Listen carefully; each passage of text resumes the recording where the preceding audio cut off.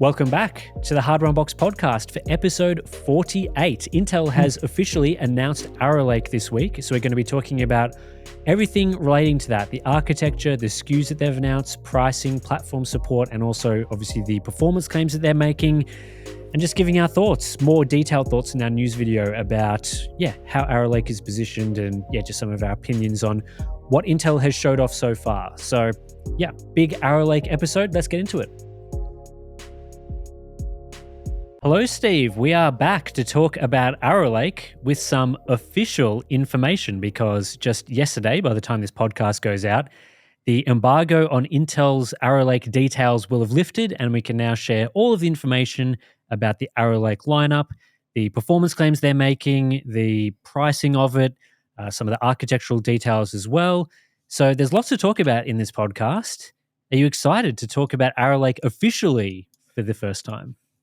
Yes, I'm always more excited to do the benchmarking and testing for myself, but of course it's always good to get some information, hopefully realistic expectations so we know what we're in for, what we should be finding, and it seems like we've probably got that. So I'll just do a quick overview of Arrow Lake to begin with for the people who just listened to the podcast. We'll have a more detailed news video up on Hardware Unboxed already if you want to go and get all that information. But essentially, Arrow Lake has 5 CPUs that they're launching to begin with. These are the Core Ultra 9 285K, the Core Ultra 7 265K and 265KF. Then there's the Core Ultra 5 245K and 245KF. So Core Ultra branding is replacing Core I branding. Bit more clunky there, but that's what they've gone with. So this obviously uses the new Arrow Lake architecture, which features Lion Cove P cores. Intel are claiming a 9% IPC uplift versus Raptor Cove, which was used in Raptor Lake. The new E cores are using Skymont, 32% IPC uplift versus Gracemont, which again, those were the E cores used in Raptor Lake. Then for the general architecture, it's still 8 P cores and 16 E cores at the maximum. So there's no real change to the core layout. However, they've removed hyperthreading from the P cores, so there's the exact same number of threads as cores now for the P core design. The P cores are getting 3 megabytes of L2 cache, up from 2 megabytes. There's a few other minor changes to the architecture, but generally that's the case. Across the frequencies, there is a small frequency reduction for most of these parts for the P cores. The top model has a maximum clock speed of 5.7 gigahertz, so that's down from 6 gigahertz on the 14900K. And then the E-core frequencies have improved a little bit. So you're getting quite substantial gains for the E-cores they're claiming, whereas the P-cores, the IPC is having to balance out the small frequency reduction there. Pricing is unchanged, really, from previous 14th generation parts. So the top model is going to be $589 US. Then the Ultra 7 parts, they're going to be around $400. And the Ultra 5 parts around $300. So very similar to what we've seen previously. Intel have also announced the LGA1851 Platform. So this is the new socket that will be used for Arrow Lake along with Z890 motherboards. There's a few additional improvements here, slight improvements to things like PCIe compatibility, more PCIe lanes from the CPU, that sort of thing, in addition to more PCIe 4.0 from the chipset. And they're not making any claims about platform longevity with this. So we asked them some questions about that. They said they were not going to talk about the future. So there's no, this is going to be supported through 2027 or whatever. No claims of that variety. As for performance claims, just very briefly, Intel's first-party performance benchmarks, they are claiming 8% better single-thread performance compared to the 14900K for their flagship 285K. For multi-thread performance, 15% faster. They're claiming, again, 285K versus 14900K, and then various different claims about efficiency, with this part supposedly quite a bit more efficient depending on the workload, the task that you're doing. However, the default out-of-the-box configuration will remain with peak power around 250 watts. So to get that extra performance for multi-thread workloads, you'll be using about the same power as the default configuration for Raptor Lake. But again, default, it has a bunch of different meanings, so we'll talk about that. But anyway, that is a very brief, very quick recap of the main Arrow Lake advancements. You got a quite slightly different briefing than I did, but what were your sort of initial thoughts to what what Intel has presented here? Initial thoughts. So, well, obviously, haven't tested it. It's just based on the information we've been presented so far. I don't know. I know a lot of people are going to say they're disappointed. This sucks. It's slightly worse than a 1400K for gaming based on some of these claims, but the improved power efficiency. It's difficult to really, it's difficult to say whether I'm disappointed or not based on this, because what were the expectations going into this, Tim? I guess that's the thing, Yeah. right? So, because I can already see it now, if their reviews aren't as harsh or as critical as the Zen 5 reviews, which I suspect they probably won't be, will be criticized for, double standards, going easy on Intel, hard on AMD, and all that sort of stuff, despite the fact that, past AMD CPU launches have been received really well by us, and we've explained why Zen 5 wasn't received well. But it's those initial expectations that have been set. So it's an entirely different thing, which is why I was sort of struggling to start with my expectations, because I didn't really have high expectations for Arrow Lake. I really didn't have any expectations. So, and that's been set over a decade, those expectations. We talked about what it needs to do, what we'd like it to do. And neither of us sitting there going, well, it's probably going to be 20% faster and use significantly less power. That would be great. And that's the sort of stuff that Arrow Lake really needs to deliver for Intel to kick things back into gear for them, get them moving in the right direction, and sort of resurrect the company to what it once was. But I'll sort of take you down memory lane for a bit. It's going to be like a long-winded answer to explain why I really have no expectations, and really, I think any improvement is good.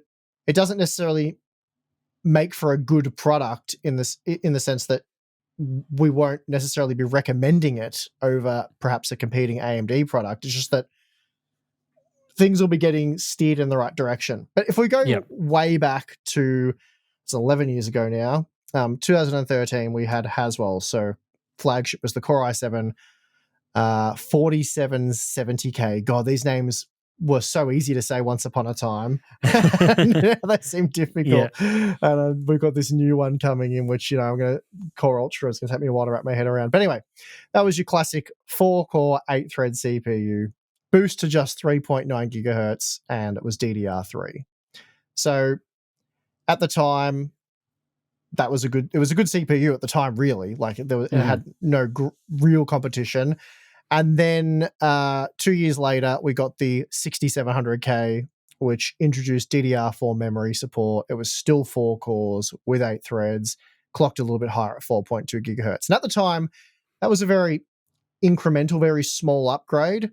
But as we're seeing now with DDR5, as that next generation memory games and applications start to utilize the additional bandwidth, the gap widens. But outside of the advancements in memory bandwidth, memory technology, pretty similar CPUs. As I said, 4 cores, 8 threads, similar clock speeds. So at the time, once it was introduced, it was a small upgrade. Then 2 years later, January of 2017, we got the relaunching of the 6700K with the 7700K. Skylake, again, the classic 4-core, 8-thread thing, that the whole quad-core stagnation. We got an extra 300 megahertz, 4.5 gigahertz, again, DDR4 memory. So there's already that period there that ends up being 5 years where, you got multiple generations and just nothing happened. So that brings us to the arrival of Ryzen, that period of time. And that's when Intel in the same year had to respond to the threat from Ryzen, because introduced 8 actual cores for the first time. And so within the same year, late 2017, we got the 8700K, which famously super glued, tacked on 2 more cores. So we got a 6-core 8-thread processor. Again, they went higher with the frequency. So despite adding more cores, those cores were clocked 200 megahertz higher for the turbo. Again, still using DDR4 memory. So with roughly the same architecture, we've gone from 3.9 gigahertz up to 4.7 gigahertz at this point in time. That's why this is when we started to see that, you and I started complaining about the TDP and all that, because it just became an irrelevant statistic, or attribute specification of the CPU. A year later, October 2018, again, another 2 cores were tacked on, gave us the 9900K. We are now at 8 cores, 16 thread. That was a very good CPU, mind you. It was a very powerful CPU, 5 gigahertz. That was kind of a big deal. Still DDR4 memory. But again, like, although we were getting more cores and it was helping because games were starting to utilize more of the CPU, which required more cores, at a core level, like an individual core IPC, it wasn't a significant improvement. So they were just bigger, more expensive, more power hungry CPUs that were a little bit faster if you fully utilize them. And then we went to the 10900K, again, 10 cores, 12 threads. Rather, again, so that's more cores rather, but again, more frequency, 5.2 gigahertz now. And you had the introduction of the thermal velocity boost, which was 5.3 gigahertz DDR4 memory. I think when you looked, I have some information that I gathered later on looking at like the progress of this stuff. Yeah. And then we went to the 12900K, which was probably the most substantial upgrade in a long time because it was like a full, well, it was a decent overhaul. 5.2 gigahertz, thermal velocity boost at 5.5 gigahertz, and of course we got E cores. So, and the introduction of DDR5, that was a sort of a high. Well, the whole LGA1851 was hybrid, wasn't it? DDR4, DDR5, which we'd seen Intel do that sort of thing previously. So that was the first generation where I think we got a good performance uplift, but it still came at the cost of power, right? Power and thermals just kept going up and up and up. And the 1200K was the first time where I think we talked about it in the thumbnail, the title. It's definitely a talking point of the review, right? How hot that CPU was. Then the 1300K, another incremental update. That's when things just got stupid, right? Power was just ludicrous. Yeah. You know, the standard hit a wall really in terms of what was acceptable on a desktop platform. Turbo 5.7, 5.8 for the thermal velocity boost. And then, you know, that was refreshed and made even dumber with the 14900K. So we've got this huge period of time, this 10-year period where, you know, the processors have certainly become more powerful. And they're certainly better, but it's not leaps and bounds what you'd expect over a 10-year period, like the progress we saw with Ryzen. Admittedly, yeah, they were coming from much further back. So there's a few different ways you could look at this, right? You know, in a sense, AMD caught up, but they are much more power efficient. But a little while ago, it's probably quite a while ago now. It's probably, yeah, it was definitely pre-COVID, so a while ago. I did a Intel progress video and AMD progress video. So it was like 2011 to 2021 for both companies. And just a brief headline that talks about all of this. It's up to the 11th gen, of course, because, you know, 12th gen wasn't out at the time. But looking back from 4th gen to 6th gen, which there wasn't really a 5th gen, and again, as I said, comparing the 6th gen upon release to 4th gen, it was only a very minor, like 5% upgrade because we weren't utilizing that additional memory bandwidth that DDR4 memory delivered. But many years later, when I did this test, which was probably in 2021, based on the fact that I had a 2021 processor in there, that performance increase on average for games jumped up to 18%. So that's pretty massive, right? Like you look back and you're like, wow, 18%, that's a substantial increase. It just wasn't realized at the time. But then we go to from 6th gen to 7th gen. I laughed about, you know, that being a refresh, which it essentially was. We got less than a 1% performance uplift for that generation. And this is removing the clock frequency increase. So I should note, all the CPUs were locked at 4 cores. And they were locked at, I think it was 4 gigahertz, but they're locked at the same frequency. It doesn't really matter what it is. It's just a reasonable frequency that all the CPUs could achieve. So it nullified any frequency and core count difference and just looked at the core architecture to compare those with any memory improvements. So 6th to 7th gen, under those conditions, less than a 1% improvement. 7th to 8th gen, 0% improvement. 8th to 9th, 3%, 9th to 10th, another 3%, and then 10th to 11th, 4%. So if you ignore the 4th to 6%, the 4th generation to the 6th generation gains, because that was largely brought about by memory performance, we're looking at well under a 10%, Oh no, that's not quite true. Just over a 10% uplift from 6th generation to the 11th generation. Yeah. And that's a favorable look on it as well, because you're not looking at it, you're not looking at the gains seen at the time. You're looking at them when Yeah, later on, once when people can use the architecture. yeah, when the tools to measure the performance utilize the newer stuff much better than what they would have at the time. So, given that long-winded explanation, I'm not sitting here thinking, oh yeah, we'll see a 10% uplift for gaming or a 20% uplift for gaming. As much as I'd love to see that, given all that past evidence, it seems unlikely that Intel was able to do that without some sort of radical change, which this is a radical change, but it's sort of we always knew this was coming, right? Intel was always going to, at some point in time, have to take that pain because of the path they went down. They were always going to have to Yeah. go with some sort of tile design, which will increase latency. And they designed this architecture that was so good for gaming because it was low latency, high frequency. Unfortunately, ended up sucking down a lot of power as well. But part of correcting that with this step is what they've done. They've had to lower frequencies a bit and go with new process nodes, new technologies to do it, but they can't. We didn't want basically the power consumption to be as ridiculous as it was and still see performance improvement, I guess. We didn't Yeah. really want something that was 10% faster than a 1400K for gaming, but used the same amount of power. Uh, I think we'd Yeah. I think we'd found what was unacceptable in terms of power and thermals, and we're like, nah, that don't really want that. So you're gonna have to Mm. dial that back a bit and work from there. Yeah, it seems like Intel over the years has been kind of relying a bit too heavily on the sort of frequency and Mm, power improvements over the years. So, mhm, from what you've just been showing, really, the architecture side of things has kind of lagged a bit behind in terms of, providing significant gains outside of things like frequency. And I guess you could claim that the architectural changes that they've made for at least some of those steps have allowed a higher frequency, and obviously the node advantages have allowed mhm, them to do that over time. But it was always going to reach a point where there's nothing more that can be scaled there. Like the frequency, you're probably going to run out of that at some point. The power consumption, you're going to be pushing that so high that it's just not able to be cooled.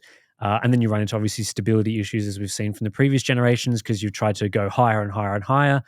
So there's always going to be this point where things are going to have to maintain the power and frequency in some degree and then rely more heavily on the architecture. And I think that's why Alder Lake was such a big step, is they were able to provide more architectural improvements, but they also relied on that sort of frequency and power gain as well. So you kind of got this big step because it was a double whammy of those two mm, factors. mhm, Whereas a product like Arrow Lake is not able to do that. They want to go backwards in power, mhm, which means that there's going to be some limitations that they can do there. And yeah, things like a 9% IPC uplift for the P cores at least, it's not amazing. Like AMD's claims have generally been a little bit higher than that.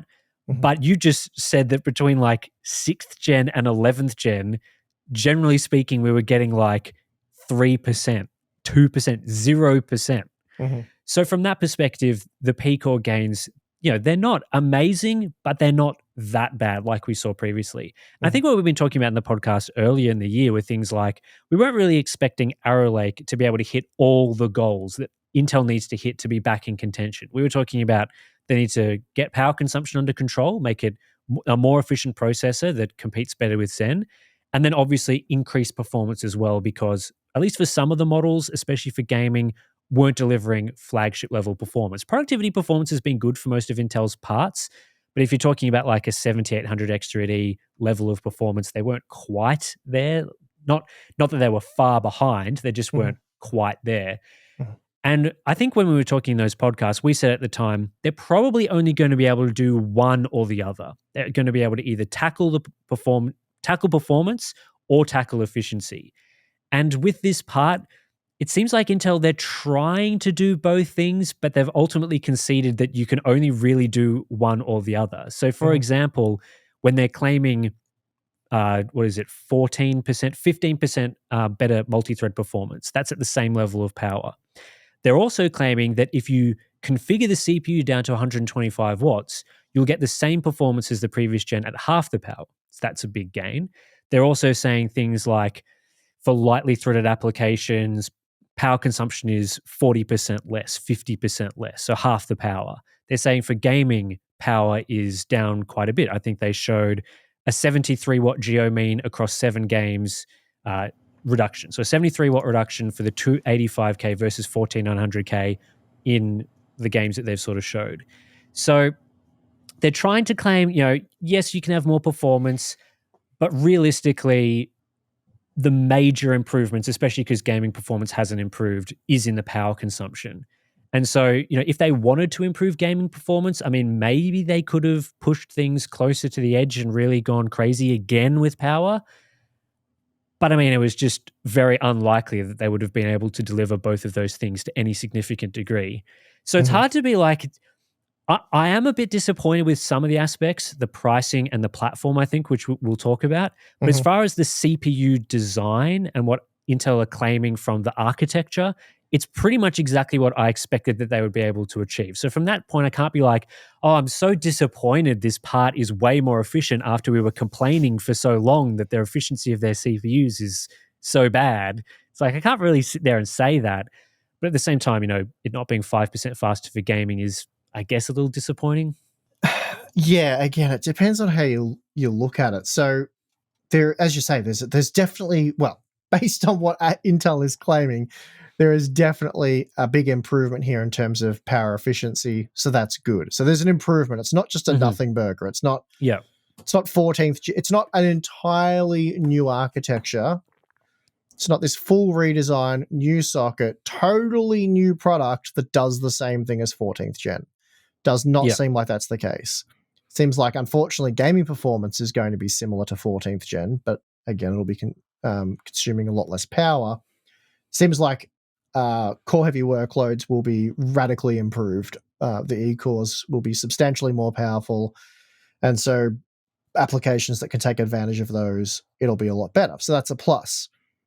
And the thing with Zen 5 in comparison, because I know people continue to bring that up, is that for the benchmarks we ran, for the stuff we looked at, the problem we have with Zen 5 was that it didn't really move the needle forward by a meaningful degree in any of the Hmm. productivity workloads that we care about, obviously gaming in particular.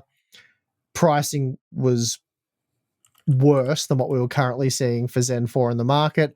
And while, some reviews claimed stuff like 40% power efficiency improvements for stuff even like gaming, that turned out to be wrong. Like that was comparing 105 watt parts with 65 watt parts. So in terms of power efficiency, in terms of performance, Zen 5, Zen 4, they basically equal one another, which is why it was disappointing, right? Like, Yeah. it's not even more efficient for gaming. Gamers Nexus showed, I mean, we'd showed prior to that, but Gamers Nexus went much more in depth, that in a lot of instances is actually less power efficient than Zen 4 for gaming. Hmm. So there's no improvements there. It's, again, power usage, performance, Zen 4, Zen 5, essentially the same thing. So that was disappointing. But with Arrow Lake, while I think the product overall will be disappointing, based on what Intel has given us, it is a step in the right direction, and it is objectively a better product. Like, it is an improvement, probably quite a substantial improvement over what they were Yeah. offering. It's just that what we're looking for in the product um, hasn't, which is ultimately performance, right? I mean, they needed to Yeah. address one thing. It was this: they were caught in such a difficult position because, as you say, realistically, they were only ever going to be able to tackle, for coming one generation on, one of those problems. And if they had have made it 10, 15, maybe even in the realm of 20% faster, which probably would have only made them a bit faster than upcoming products from AMD, but the power consumption was still the same, we'd be like, that's an impressive performance gain, but they still use way too much power. Based on that, we don't really recommend them, um, Yeah. because Exactly. that has a knock-on effect of running hot and just being impractical essentially. Whereas, you know, you might get within 5% on average from a Zen 5 X3D chip, just throwing a random number out there. And if you're less than 10% faster and you can, you know, you're sucking down more than twice the power, it's a non-starter there. So they really had to address the power thing, right? And that's what they've done. Yeah, they're backed into a corner effectively. Mm-hmm. There was nowhere for them to go in terms of addressing everything at once. So, Mm-hmm. yeah, it's a very difficult position for them to be in. I think the one holdup that I would have on the efficiency side of things is that the compute tile, which is where the CPU cores are located, is based on TSMC N3B, Mm-hmm. which is a node ahead or a node family ahead of where Zen 5 is. So Zen 5 is, at least for the desktop parts, is N4 from TSMC. So generally throughout the presentation that Intel's provided so far, and obviously we haven't been able to do direct comparisons, and there isn't a lot of direct comparisons in their presentation either, but they are suggesting that the Core Ultra 9 285K is going to be a little more efficient than a 9950X. It does depend on the configuration and that sort of thing, but they're claiming similar to slightly better. I, I don't know whether that's going to be a great sign if they've gone that far ahead in terms of nodes. So they've effectively jumped 2 nodes from Raptor Lake. So Raptor Lake was built on Intel 7, which is a 7 nanometer family of Mm-hmm. process nodes. Zen 5 is currently on a 5 nanometer family. The new Arrow Lake is on a 3 nanometer family. And obviously there's all sorts of different names and process nodes within there. Mm-hmm. That is interesting to me a little bit. So it'll be interesting to see how Zen 5 on the previous node will compare. But think other aspects of the die are still produced on older nodes. So I believe it's the SoC and IO dies. Those are N6, which is the same that Zen 5 uses for their IO die. The GPU die, not that that's very relevant for a desktop part. That's N5, I believe. So it's all Mm-hmm. TSMC, but that's just an interesting thing. I guess you could say, well, it's good that Intel are using a more advanced node sooner than AMD to allow them to compete. But if Zen 6 is using that, it'll be interesting to see what they can eke out of what's expected to be moving to a new process node. But again, like, it's not disappointing or anything. They needed to fix Mm-hmm. this with their CPUs, and it, at least from what they're claiming, they believe that they have. Um, so Yeah, it's a little bit like the 2017 moment for AMD. Like yeah, they're having to collect themselves, start again. So perhaps like what you're suggesting, it's not the most efficient design, and that's something they'll build upon for future generations.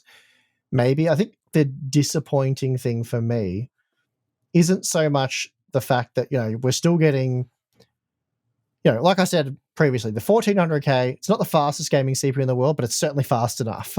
Like, yeah, if the 1400K was really power efficient and available at the right price, it would be my go-to CPU. So that can certainly be the case for Arrow Lake. I think the disappointing thing is the price, right?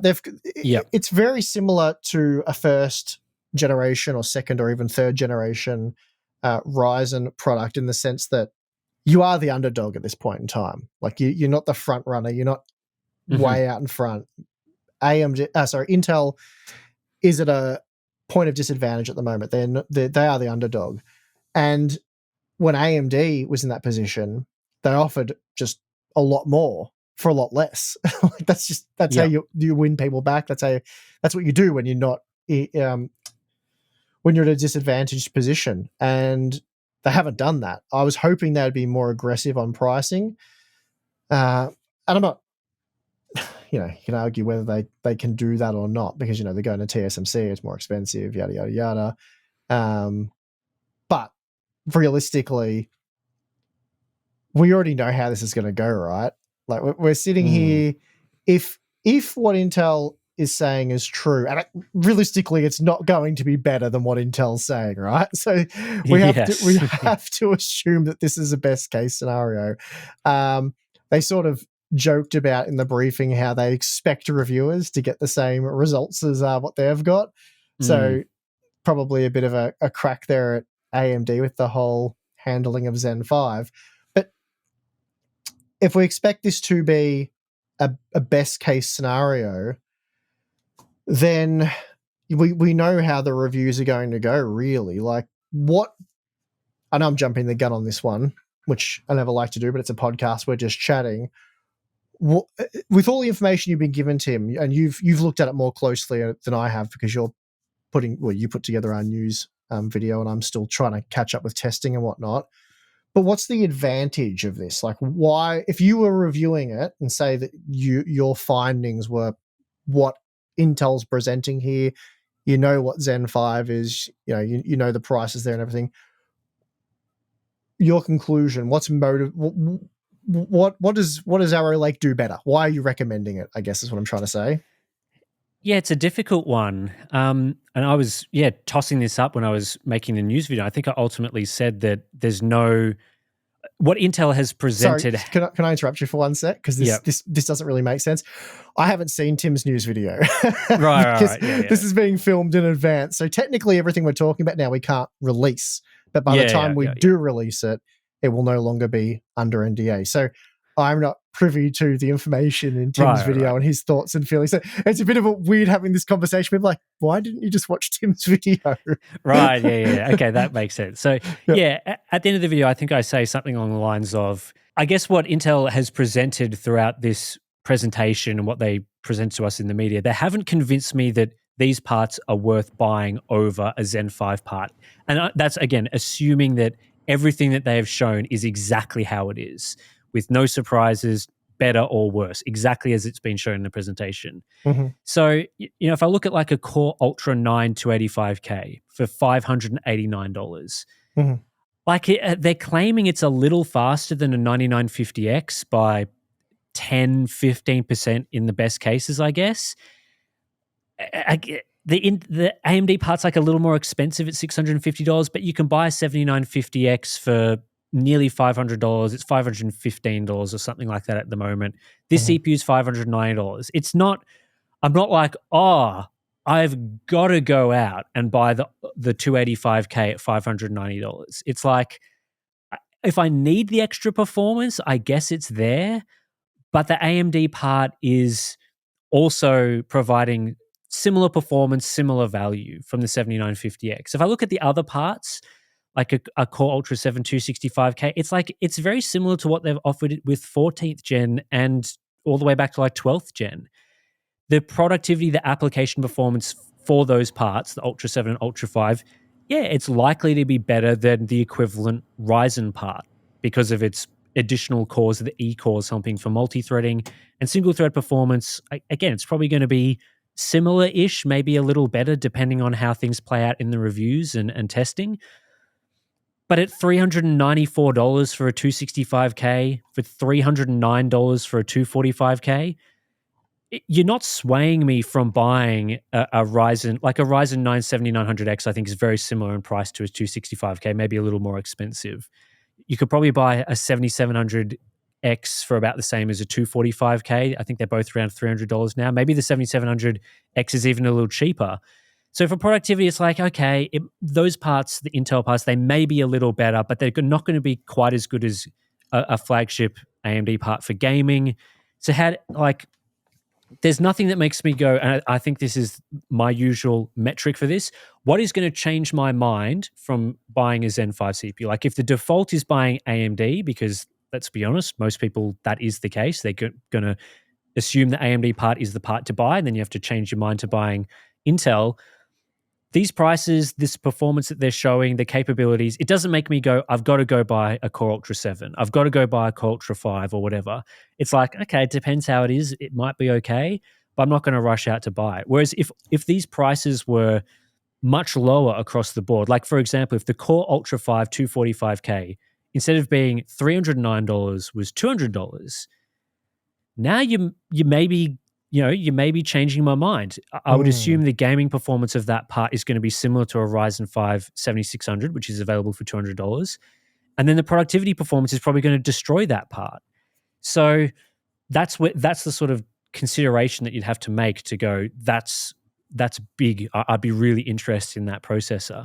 But just looking at the lineup and what they've presented so far, I think I talked to you when I was watching the presentation. I'm like, Intel has basically made a 9950X in terms of performance, power consumption, and pricing. Like, That's what they've like, give or take a little bit for each of those metrics. It may be a little better or a little worse depending, but that's like, is that enough competition? I don't think Well, so. yeah, and then they run into the same problem Zen 5's had though, which is again Zen 4. So Mm, essentially, if what we're saying is accurate, uh, you've been able to buy that part for a little over a year now for about $520 US. yeah, At that's right. so this is the problem. If you wanted that level of performance, usually, and people could say, "Oh, we've been spoilt by the progress and all that sort of stuff." Sure, whatever. But usually, when a new generation, a new product comes along, you either pay a bit of a premium because it's offering something that you couldn't previously Mhm. get, whether that's a Yep. feature or a performance tier. Uh, and that's sort of it. Whereas we're paying more money for roughly the same performance, features, and power efficiency that you could have got a year ago for less. So, Yep. I mean, that's just the reality of the situation, and that's what makes these new releases really disappointing. And really, Intel only had a few levers they could pull here, and the big one was price. They needed to fix the power consumption, which it sounds like they have. Mhm. Performance is still ballpark thereabouts, but improved multi-core performance, so that's all good. But then, yeah, the price is the issue. Um, I'll Yep. The thing they can win is price to performance. I guess the problem is as well, they know if they get really aggressive with pricing, AMD will just be like, okay, we'll get aggressive with pricing as well. And then you get into this real aggressive CPU pricing war where no one's making that much money. But I mean, if you're not willing to go to war with this new generation, it's kind of the Radeon problem, right? We're Yeah. making kind of the same product, but it's not quite as good, and we're charging the same kind of money. So will that get you Yep. guys to buy our thing? No. So, Yeah, I wonder if it's a bit of a holding pattern. Like, obviously, if they went really aggressive on price and cut prices across the line, it's hard to bring that back up later. Once like, if Intel is internally thought that maybe a future generation is really good, mhm, maybe they just, I don't know, are writing off this generation as sort of like, for well, eleventh gen.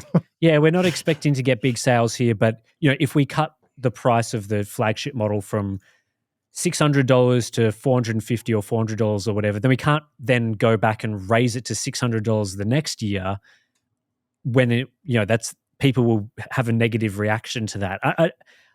That's one angle I could sort of think of. I don't know how good of a decision that is. It's just that that's, if It's a we look pickle.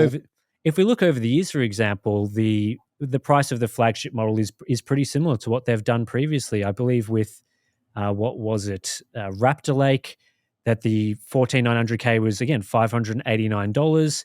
The 13900K was $589. The 12900K was $589. The 11900K, that was a little cheaper at $539. And then so you have to go all the way back to the 10900K, which was below $500. And then I think the 8700K was something like $360. So they've taken their time to slowly raise the price of their best model through 8th gen through to about 11th or 12th gen. Then it's just hard stagnation on that price. And clearly they've decided to keep the exact same pricing structure. There's no real movement there compared to as far back as 12th generation, really. I Mhm, think the 11600K the 12600K was about $289 back with 12th gen. So with the effective 15th gen, the Core Ultra 5 is $309. So again, no real difference there.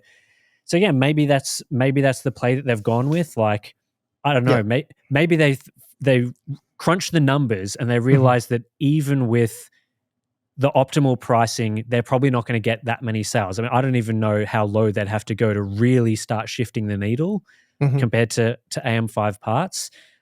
I don't know what that looks like, but it's certainly not this pricing. Yeah, they clearly want to maintain margins. This, again, the same thing we've seen with Radeon. Yeah. The previous pricing from Intel, you can't really apply that, what was happening there with the market and behind the scenes to now. Yeah. because at one point in time, Intel was, they had the performance crown. Mhm. Everyone recommended them as the best. Yeah, I remember we used to call it, if you want the no compromise best performance gaming solution, it's Intel.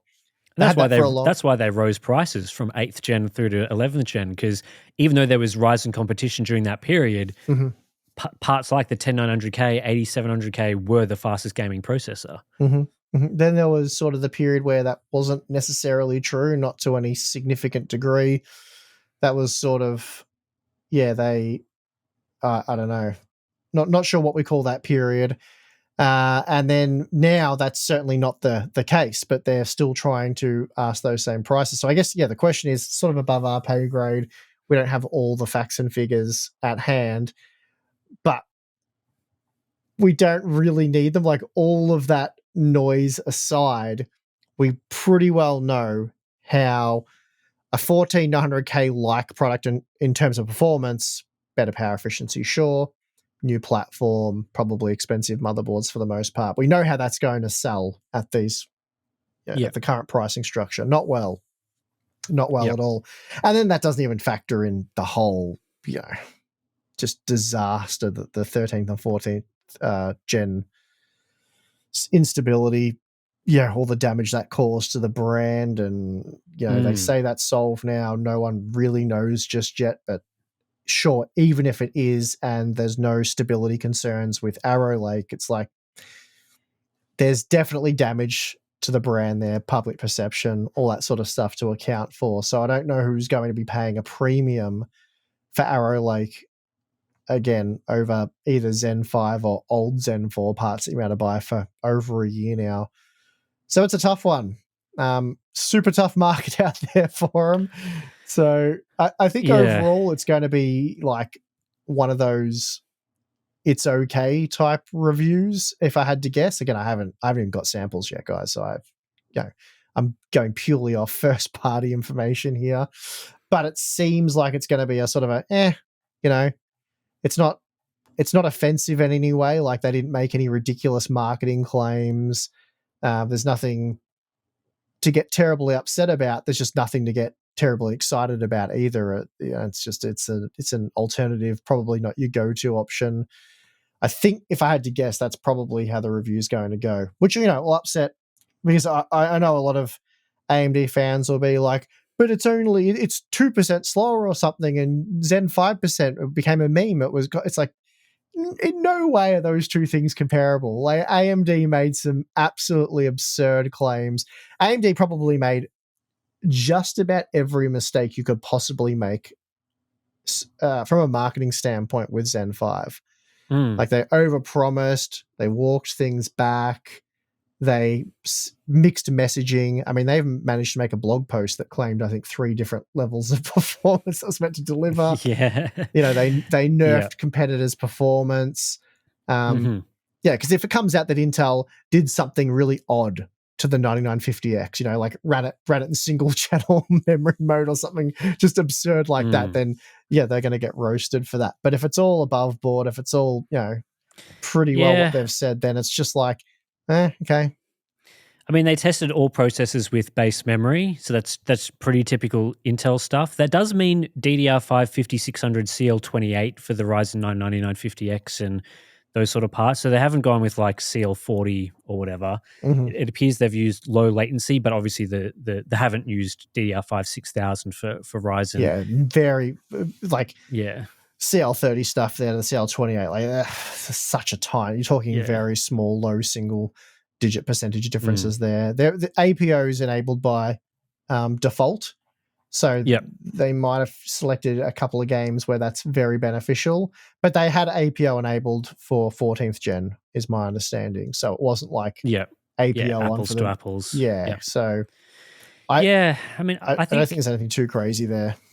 I think Intel has done again, and it really depends on what the review performance is like. But sitting through their presentation, it seems like they're trying to manage expectations pretty fairly with this launch. They haven't really come out and made outlandish claims or even gotten even overhyping the results that they've shown. Like, for example, when they're talking about gaming performance, which they don't actually say is supposed to be lower than the 14900K, they claim parity via a 31 game geo mean. They show in their chart 14 games, which also, if you average them out, it's pretty much 0% gain based on what they've shown. But it's not like they came out and were like, it's amazing that we've been able to change this architecture and go to a tile-based design and improve the efficiency and kept the gaming performance. How good are we? Like, we're amazing that Mhm. we kept it the same. Like, they weren't really saying things like that. There was a lot of discussion about setting up the architecture for the future, and really lots of talk about, yeah, we expect our part to be competitive. I think they even talked at one point about it's good that there's competition in the market. We need to remain competitive because that's good for the market, those sorts of things. And, a lot of their discussions like, yeah, we're going to be, for some workloads, a little better than what you'll see from AMD. But no, we're just going to destroy the 9950X. And I think they even said at one part, let me just get to it. Yeah, so their gaming slide where they compare the 285K to the 9950X, they say in the title, Battle of the Titans, gamers win when competition is fierce. Now, if we're talking Intel from 5 years ago, there is no way that they would label their competition a Titan.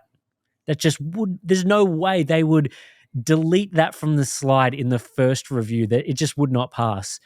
Yet now they're saying about these two parts being a Titans, gamers win when competition is fierce. And there was talk about we had to reset, do some new architectural changes, move to the tile-based design. This is going to set us up for our future Mhm. generations and things like that, which fair At enough doesn't necessarily mean the part's worth buying, but Mhm. it's a step.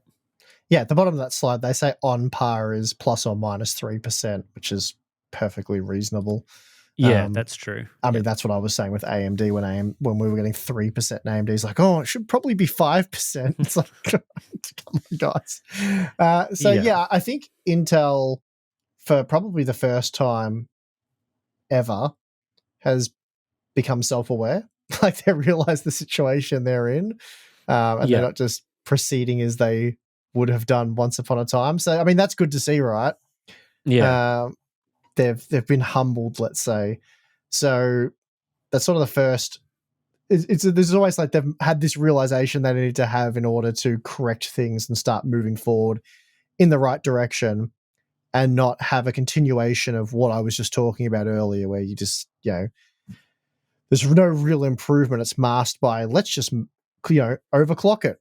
Let's overclock it again. Let's do that Yeah. again. And before you know it, you eventually, that was always going to end in tears, let's say, with what essentially happened with 13th and 14th gen. So yeah. Yeah. Um, So I think that the final thing to talk about with Arrow Lake, unless you had anything more to say on the CPU side, is really the platform side of things Yeah, we can with move on. LGA 1851. So the platform itself actually seems quite capable in terms of its I/O and all that sort of thing. So the CPU has gone from having 16 PCI 5.0 lanes to 20. So this now means your primary graphics slot and M.2 will both be on PCI 5.0. So it's pretty much the same that you get from AMD. I believe Mhm, there's an additional 4 lanes there as well. It's PCI 4.0 on Arrow Lake, but would be 5.0 on Zen 5. So the CPU capability is not quite the same. But out of the chipset, you're getting 24 PCI 4.0 lanes, which is double what AMD offers via AM5 out of X870E. You get double the USB capabilities in most situations as well. It does depend on the exact CPU generation and spec that you're talking about. There's Thunderbolt 4 direct from the CPU. So as far as like the capabilities of the platform, looks okay. mhm, What they have not commented on in any way, and in fact did not answer our questions on it, was platform longevity. So no claims about that at all. They're not saying future CPUs will be supported. And in the past, when they've announced these platforms, they've never really commented on platform support. It's always just been assumed that you might get a second generation after the first generation on that platform. So very similar situation with this, but certainly no claims of like, yeah, we're supporting this until 2027, 2028. Just nothing. So I think it's very mhm, safe to assume that this platform will not be supported significantly into the future. And that could have been one angle to get people into Arrow Lake. If this platform was offering 2, 3 generations more CPUs on it, then you could go, okay, yeah, Arrow Lake's not amazing, but I'll buy it. And then hopefully in a couple of years, there'll be a faster processor. But mhm. Intel's made no claims of that at all. So it's not really a thing with this generation. Yeah, that's right. I don't. Yeah, platform support, as we talked about last time, for either AM5 or LGA1851. It's not really a talking point, is it? We don't really know what the Yeah, that's future right. for either platform is at this point in time. We know that AM5 will be supported until 2027 plus. We just have no Yep. idea what that actually means. Yeah, that's right. They haven't committed to a CPU architecture. And even if they did, it's probably going to be one CPU architecture more on AM5, Mm-hmm. and potentially best case scenario for LGA 1851, you'll get an additional CPU architecture as well. And there's even been rumors that there will be no more architectures on LGA 1851 because something along the lines of the previous generation that should have been on this platform was cancelled, and this is actually the second generation on LGA 1851, but it's the first. Anyway, that's some theory that we've got no idea whether that's true or not. But in either case, it's not really a selling point to this platform. Mm-hmm. So, yeah, that doesn't really give them an advantage. We were hoping that they'd get an advantage from some sort of platform support. It's probably unlikely to happen. But between pricing and platform, those are the two things. Those are the two levers that they could have pulled to. Well, the platform support's probably a lot harder, but those are the two levers they could pull to make the core architecture they've got more appealing to buyers. Mm-hmm. And they didn't do either of them. So I think what you're saying about this reviews are likely to be this sort of in the middle, like, yeah, I guess. They could have been much more exciting if those two factors came into play, but they just haven't. So you Mm-hmm. just sort of sit through this presentation and all this information about Arrow Lake and go, well, the best case scenario based on what they've shown, if that's all accurate information, best case, it's yeah. Yeah, which is really how the Zen 5 review should have gone. Mm. There was a chance they could have gone that way. That's right. That's how they should have gone. Which we've talked about, multiple times in the past. That's exactly how the Zen 5. That's best case Zen 5 reviews. Really, how the Zen 5 reviews should have gone, at least for desktop productivity and gaming stuff that we look at. Server development, AI stuff, maybe a bit of a different story there, but that's not stuff we're interested in. So there's obviously AI stuff at play here as well, but I we're not haven't going even to talk. talked about that. Yeah, What's whatever. yeah. So in my meeting with Intel, they gave me the option to skip over that, which I appreciated and took that option. So gives again Yeah. I no mean, interest for us. they talked a lot about AI in the main presentation, but they kind of also acknowledged that with a desktop CPU, you're probably pairing it with a powerful discrete GPU. So while Mm-hmm. they kind of were pumping up the AI side of things, they're also kind of just admitting that, yeah, so the CPU AI capabilities are kind of very weak compared to like a GPU that most people would Yeah. consider it. So they're kind of tossing that up, but it's not something that I'm super interested in. Didn't really talk about in the news video either, just because I don't think it's relevant for this Mm-hmm. part. Doesn't really give them an edge over the competition. Because again, if you're interested in AI workloads on a desktop platform, you could go Arrow Lake, you could go Zen 4, Zen 5. You just pair it with an NVIDIA GPU, and the NVIDIA GPU does like 99% of it. So Mm-hmm. that's just the way it is. But yeah, I mean, maybe Intel saw how the Zen 5 launch went and learnt some lessons for how they were going to present the Core Ultra 200 series. It seems like they were paying attention just based on what they're sort of saying and how they presented it, but Mm-hmm. obviously a good learning lesson for the competition there. But yeah, I think there will be some interesting things to come out of Arrow Lake, even if the products themselves are maybe not going to be that interesting. It's going to be it'll be interesting to see how much of a efficiency gain they can get out of these parts with the new design and things like that.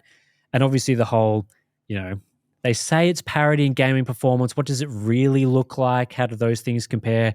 And they didn't really provide too many performance claims for the Ultra 7 and Ultra 5 parts. So there's still some unanswered questions there that will be answered in your reviews, and some interesting things around the new architecture. I'm sure, IPC, locking all the cores and to the same frequency and that sort of thing will be interesting. Mm. But yeah, 2024's CPU releases are probably going to be some of the less exciting ones from a consumer buying perspective relative to previous years, which is what it is.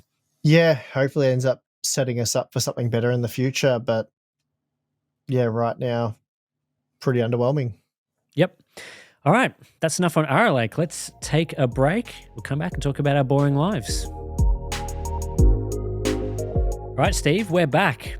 What's been happening over in your world? Any more ant attacks?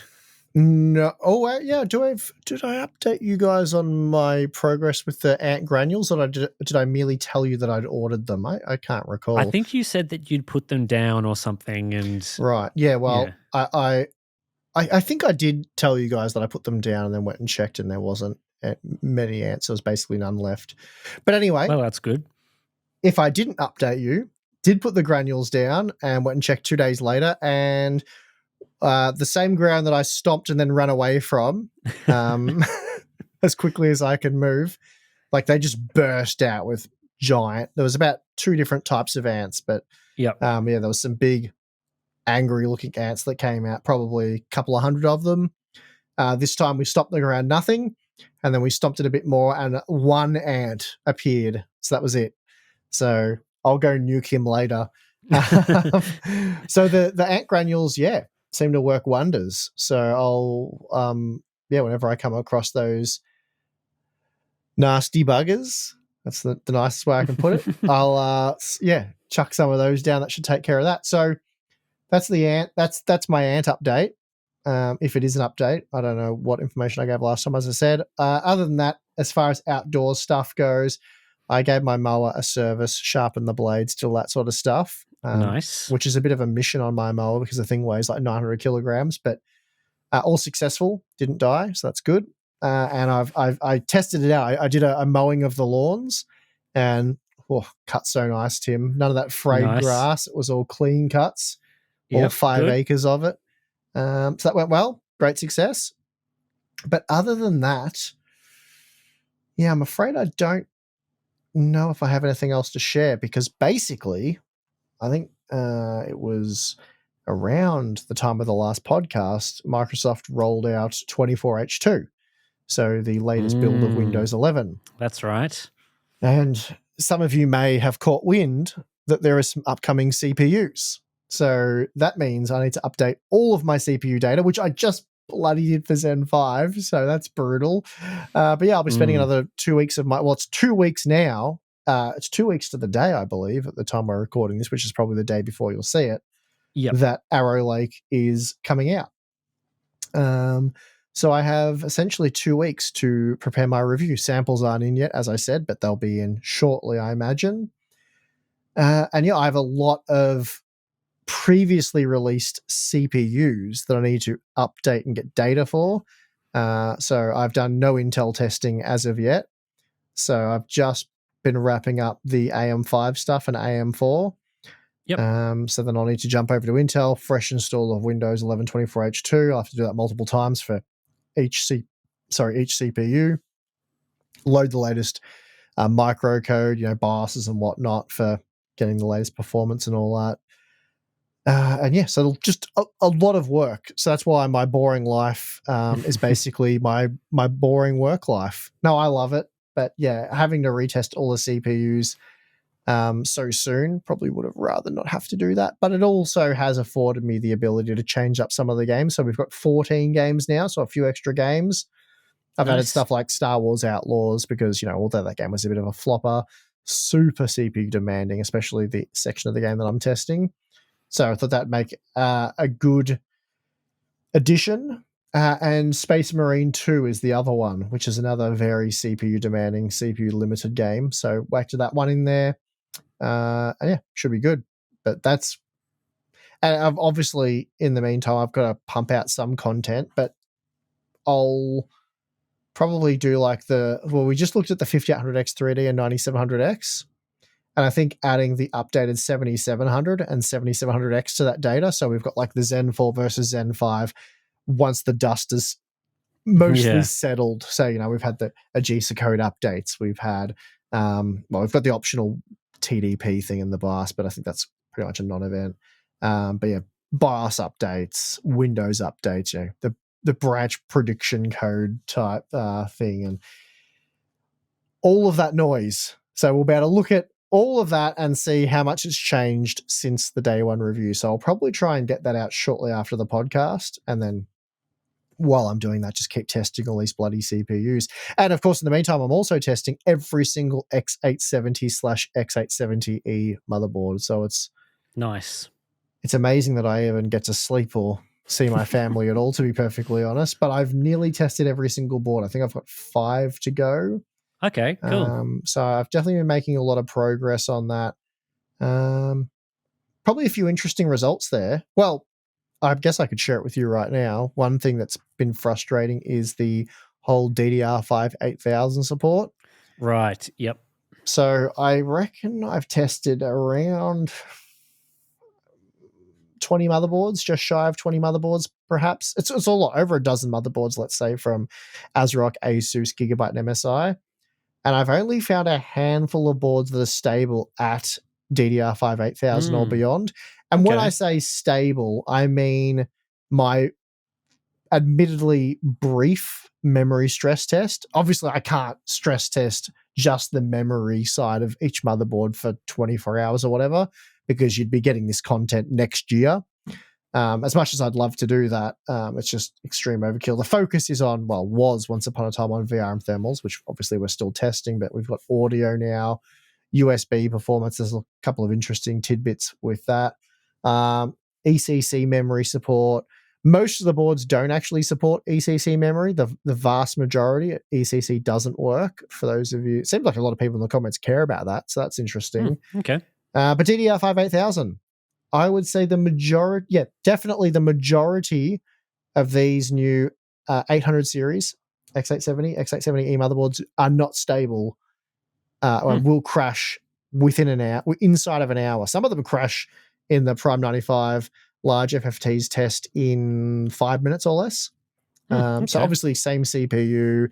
I've got a fan over the memory. So I'm providing the memory modules with direct airflow, because DDR5 8000 tends to get extremely hot when stress test using something like Prime 95.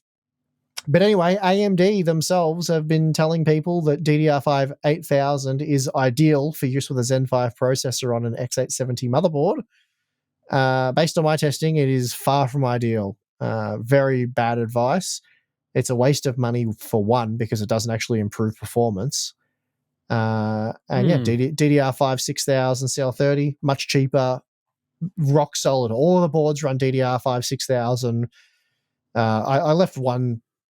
I was just interested. I was like, I wonder if I got one of the worst boards for DDR5 8000 support, which it didn't support, and stress test it for about 20 hours with DDR5 6000. No dramas.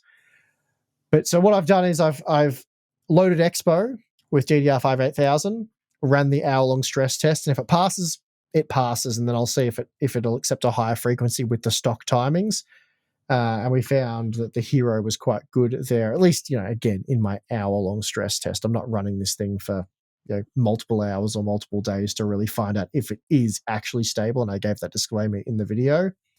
But the ones that fail the test, whether it's within minutes or some period within the hour, I then dial it back to 7800, see if that works, 7600. Some have had to go down to like 7400 before they would pass the hour. Okay. So whether that requires additional BIOS tweaking and updates to achieve it, like some of the boards I worked with ASRock on the Tai Chi, which just flat out wouldn't work at all. And we tried various voltage settings and stuff that they recommended. None of them helped. So yeah, we know the CPU is capable of it because on some of the boards it works. So either it's a fundamental issue with the boards that can't be addressed, or, we saw a lot of early AM4 600 series boards that wouldn't work at DDR5 6000. Like just a lot of the Asus boards were unstable, which caused a lot of headaches for the people buying them. But that was eventually corrected with BIOS updates. I know there are some boards that don't do it still, some of the crappier boards, but anything half decent works just fine. So anyway. Yeah, I wonder if AMD caught wind of what Arrow Lake was promising with their memory, where they've upgraded to DDR5 6400 as the base, and Intel claims DDR5 8000 is the sweet spot for Arrow Lake. Wonder if they caught wind of that, and AMD's like, well, we should probably claim our CPUs are good for DDR5 8000 too. And it turns out that's not as possible. you can make that claim. This is the whole problem with memory tuning, isn't it? You can make that claim because it is technically possible, at least with my very limited hour-long Prime 95 stress test. Now, if you get if you get someone like BuildZoid or someone who tests longer because they're specifically testing a combination of hardware to see if it actually is stable, and they do it for longer than an hour, you might find that none of these boards are actually stable. I know BuildZoid had a lot of problem with Intel at DDR5 8000 because he actually was stress testing them correctly. And I know saying that'll cause a lot of controversy with the Intel fans, but I trust BuildZoid more than I trust random comments or Reddit posts. Let's just say that. So, and yeah, now it's the other way around, right? It's now AMD making these claims and they don't appear to be true. So at least for the majority of boards, possibly none of them. So it'll be interesting to see what guys like BuildZoid end up finding after a bit more time and testing. So yeah, that content will be on the channel. Hopefully, I don't know if I'll get it out before Arrow Lake. I'll try, but yeah, it could be difficult. There's also a couple of boards I'm still waiting to get my hands on. So I won't delay the content forever if there's one or two boards I just can't get. I'll just, well, they miss out. But anyway, so that's, my boring life is predominantly work related. Sorry, I failed. Well, that's pretty much how it goes with you. Seem to be a busy guy with work. I guess I have got an ant update. I think last week I was talking about the ants on my fruit trees and how put up some sticky glue barriers on the trees to prevent them from farming aphids on my fruit trees. Well, one of my fruit trees was a little more affected with the aphids prior to me doing this than the others. So that was required a bit of work over the last week. And one thing I noticed was, so basically I've got a nectarine tree. It was probably the most affected. Put the glue trap on, ants, no more farming. Can't get through can't get through the glue trap. But there were already some aphids on the tree. So I was like, probably should get rid of those, just clean off the tree, make it all nice. No more aphids will be able to come back on the tree. So I was like, what's the best way to do this? Put water on the tree, spray it basically, spray the aphids off with water. So I did that, very easy. Tree was all looking quite nice. I'm like, okay, this isn't going to be a problem. I come back a couple of days later and these aphids, they've decided, I'd really like to get back onto the tree. So they climbed up the trunk and they started making a wall of corpses, basically. So on the glue trap. The zombie method? Yeah, it was like just slowly over a couple of days, just more and more, just getting onto the glue trap, getting stuck, and then the next wave just climbing over them, I guess, getting onto the next bit of the glue trap. And eventually it got to the point where the whole thing was covered within a few days. I'm like, these little bastards. Ant wars have upgraded to aphid wars. The aphid wars now, they're breaching my glue trap. So I've had to replace that a second time, and it's happening again a second time, but with less of them now. So hopefully a couple of goes and their my numbers wall are dwindling. system. Yeah, they keep going on a suicide mission onto this glue trap, basically. I'm like, I'm not going to let them win. So far it's been going okay. But yeah, no more ants. That's been a solved thing. It's now you're basically getting rid of the aphids from their home, and they're like, but I really liked being there. If there's nowhere else for them to go, then I'm just laughing at us, seriously. Like, I love how YouTubers, like, with 1 million plus subscribers, they buy like luxury sports car type deals, like, the Lamborghini we always joke about. I'm not saying that you don't have a Lamborghini. I'm just saying we don't talk about it.